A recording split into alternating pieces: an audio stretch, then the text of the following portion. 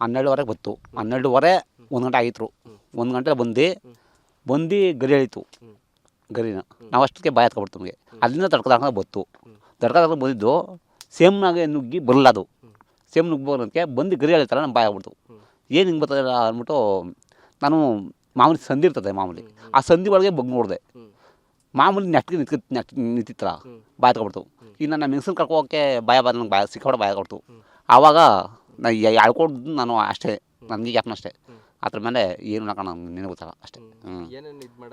ಏಲಕ್ಕಿ, ಹಸಿ ಹಿಟ್ಟು, ಕಾಳು, ಸಾಮಾನುಗಳು ಎಲ್ಲ ಪ್ರತಿಯೊಂದೂ ಎಲ್ಲ ಅಂದ್ಬಿಡ್ತದೆ. ಹುಷಾರಿರಲಿಲ್ಲ ಇವಳಿಗೆ. ನಾವು ಆಸ್ಪತ್ರೆಗೆ ಹೋಗಿದ್ದೆ. ಆಸ್ಪತ್ರೆಗೆ ಹೋಗಿ ಮನಸ್ಸಿದೆ ನನಗೆ. ಈಗ ಇಲ್ಲ, ತೋಟ ಕಾಯಿ ಬಂದಿದ್ದು.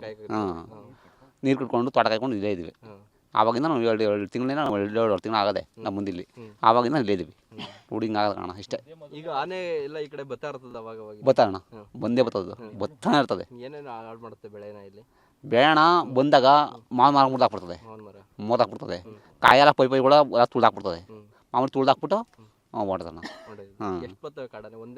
ಇಲ್ಲಣ್ಣ ಓಡಿಸ್ಕೊಂಬಂದಾಗ ಅವ್ರು ಓಡಿಸ್ಕೊಂಬಂದಾಗ ಒಂದು 3-4 ಬರ್ತವೆ.